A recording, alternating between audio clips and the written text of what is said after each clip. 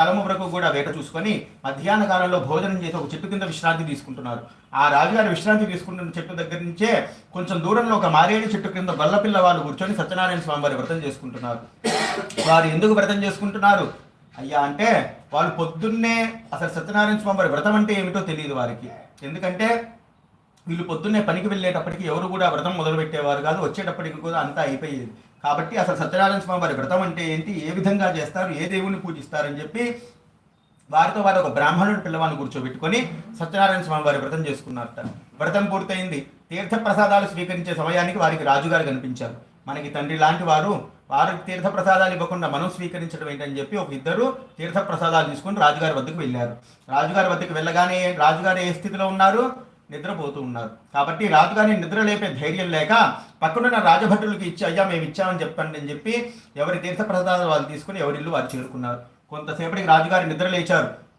నిద్ర లేవగానే అయ్యా పక్కనున్న రాజభటులు చెప్పారు, అయ్యా ఇక్కడ గొల్లపిల్ల వాళ్ళు వ్రతం చేసుకున్నారు, అయ్యా తీర్థ ప్రసాదాలు మీకు ఇమ్మన్నారని చెప్పారని ఆ రాజభటులు రాజుగారికి ఇచ్చారట. వాళ్ళు రాజు అనే గౌరవంతో ఇస్తే, ఈయన రాజుని అనే గర్వంతో వాళ్ళు తీర్థ ప్రసాదాలు ఇస్తే నేను తీసుకోవడం ఏంటని చెప్పి ఆ ప్రసాదాన్ని తిరస్కరించారట. ఎందుకంటే ఎప్పుడైనా సరే తీర్థ ప్రసాదాలు ఎవరిచ్చినా సరే మనం వద్దనకూడదట. కావాలంటే తర్వాత తీసుకుంటామనే మాటైనా నోట్లో నుంచి రావాలి, కానీ తీర్థ ప్రసాదాలు ఎవరిచ్చినా సరే మనం కనీసం తీర్థమైనా తీసుకోవాలని చెప్పి ఆ శాస్త్రం చెప్పబడుతుంది. ఎందుకంటే ఎవరు పూజ చేసినా సరే ఆ భగవంతుడు ఒకటే. వాళ్ళైనా ఆ భగవంతుడికే పూజ చేస్తారు, వీరైనా భగవంతుడికే పూజ చేస్తారు. కాకపోతే మనం ఏమన్నా వేరే ఎక్కడి నుంచి వస్తున్నా లేకపోతే వేరే స్థితిలో ఉన్నా కూడా మనం తర్వాత తీసుకుంటామనే మాట రావాలి, కానీ తీర్థం ప్రసాదం నాకు వద్దు అనే మాట నోట్లో నుంచి రాకూడదు. ఎందుకంటే భగవంతుడికి అది ఆ మాట అనేది నచ్చదట. ఎందుకంటే ఆయన ప్రసాదం తీసుకుంటానంటే వద్దనే మాట సామాన్య మానవుని మనం అనకూడదట ఆ మాట. కాబట్టి ఆ మాటకి స్వామివారికి చాలా కోపం వచ్చింది. కోపం రాగానే ఆ రాజుగారికి 100 కుమారులు, 100 మంది అబ్బాయిలు. ఆ 100 మంది అబ్బాయిలు కూడా ఒకసారి మూర్ఛపడిపోయారట. రాజవైద్యుడు వచ్చి ఎంత వైద్యం చేసినా కూడా రేవట్లేదట.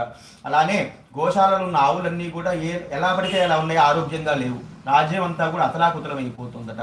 ఏంటా అని చెప్పి రాజుగారికి ఏమైందో అర్థం కాలేదు. కొంతకాలం గడిచింది. కొంతకాలం గడిచిన తర్వాత ఈ యొక్క నాకెందుకు ఇలా అవుతోంది, నేను ఎవరికి కూడా ఏ హాని చేయలేదు, ఎందుకు నాకు ఇలా అవుతుంది అని చెప్పి ఎప్పుడు కూడా ఇదివరకు ఏ రాజ్యం నడిపిస్తున్నా సరే, ఏ రాజుగారైనా సరే ఆ యొక్క రాజ్యానికి రాజపురోహితుడు అనేవాళ్ళు ఉంటారు ఖచ్చితంగా. ఎందుకంటే వాళ్ళు చెప్పినటువంటిదే చేస్తారు, వాళ్ళు చెప్పినటువంటి ముహూర్తాన్ని ఫాలో అవుతారు. వాళ్ళకే ఏదైనా కూడా ఈరోజు ఇది చెయ్యొచ్చా, ఈరోజు అది చెయ్యొచ్చా అని చెప్పి కూడా వాళ్ళ యొక్క నిర్ణయాన్ని ఎప్పుడు కూడా అనుసరిస్తూ ఉంటారనమాట. ఆ రాజపురోహితుడిని పిలిపించారు. ఎందుకు నాకు ఇలా జరుగుతోంది, నేను ఎప్పుడు కూడా ఎవరికి ఏ హాని చేయలేదు, ఎందుకు నాకు ఇలా జరుగుతోంది, రాజ్యం అంతా కూడా అతలాకుతలం అయిపోతుంది, ఎప్పుడు కూడా తండ్రిలాగా చూసేటువంటి నా ప్రజలు నా మీద తిరగబడుతున్నారు, వేరే వాళ్ళందరూ కూడా దండయాత్రకు వస్తున్నారు, నా కుమారులేమో మూర్ఛబడిపోయి ఉన్నారు, ఎంత వైద్యం చేసినా కూడా లేవట్లేదు, ఆవులన్నీ కూడా సకల దేవతా స్వరూపిణి ఆవును అలా చూసి నేను తట్టుకోలేకపోతున్నాను, ఎందుకు ఈ విధంగా జరుగుతోందని చెప్పి ఆ రాజపురోహితుడికి చూపించాట. ఎందుకు ఇలా జరుగుతుందని అడిగేటప్పటికి ఆ రాజపురోహితుడు తన ఒక దివ్య దృష్టితో చూసి, అయ్యా మీరు ఒకనాడు వేటకు వెళ్ళి అక్కడ నిద్రిస్తూ ఉన్న సమయంలో గొల్లపిల్ల వాళ్ళు వ్రతం చేసుకున్నారు, వారి ప్రసాదం ఇస్తే మీరు తిరస్కరించారు, అలా తిరస్కరించడం వల్ల మీరు ఈ స్థితి ఇది ఒక అనుభవిస్తున్నారని చెప్పారట. ఆ రాజుగారికి ఆలోచన వచ్చి వెంటనే రాజభటులను పిలిపించి ఆ గొల్లపిల్లవాళ్ళని తీసుకొని రమ్మని ఆజ్ఞాపించారట. ఆ గొల్లపిల్ల వాళ్ళు ఎలా కూడా తీసుకొని వచ్చారట. ఎందుకంటే గొల్లపిల్ల వాళ్ళని తీసుకొని రావడానికి ఆ గొల్లపిల్ల వాళ్ళు ఏమో చాలా భయభ్రాంతులై ఉన్నారట. ఎందుకు భయభ్రాంతులై ఉన్నారు, తీర్థ ప్రసాదాలు ఇస్తేనే రాజుగారు తిరస్కరించారు, అలాంటిది మేము దొరికితే మమ్మల్ని ఏం చేస్తారో అని చెప్పి చాలా భయభ్రాంతులై ఉన్నారట. ఎలాగోలా వాళ్ళని తీసుకొని వచ్చారట. అదే మారేడు చెట్టు క్రింద, అదే అడవిలో, అదే గొల్లపిల్ల వాళ్ళతో కూర్చొని సత్యనారాయణ స్వామి వారి వ్రతం చేసుకోవాల్సి వచ్చింది ఆ రాజుగారు. ఆ తీర్థ ప్రసాదాలు ఇస్తే నేను తింటామేంటున్న రాజుగారు అదే తీర్థ ప్రసాదాలు తీసుకొని ఉంటే ఈ స్థితి వచ్చేది కాదు కదా. అలా తీర్థ ప్రసాదాలు తిరస్కరించడం వల్ల ఈరోజు ఆ స్థితికి ఆ పరమేశ్వరుడు ఆ యొక్క స్వామివారు తెచ్చారనమాట. అందుకనే మనం ఏ రోజు ఎలా ఉంటామో మనకి తెలియదు. ఈ రోజు ఉంది కదా అని మురిసిపోకూడదు, లేదు కదా అని బాధపడకూడదు. ఈ రోజు మనం కష్టాలు అనుభవిస్తున్నాం అంటే మన జీవితాంతం కష్టాలే ఉంటాయి అని చెప్పి ఎప్పుడు అనుకోకూడదు. ఎప్పుడు కూడా ఆ భగవంతుడు ఈ రోజు కష్టపెట్టిన వాడినే రేపు పొద్దున సుఖపెడతాడు ఎప్పుడు కూడా ఆ భగవంతుడు.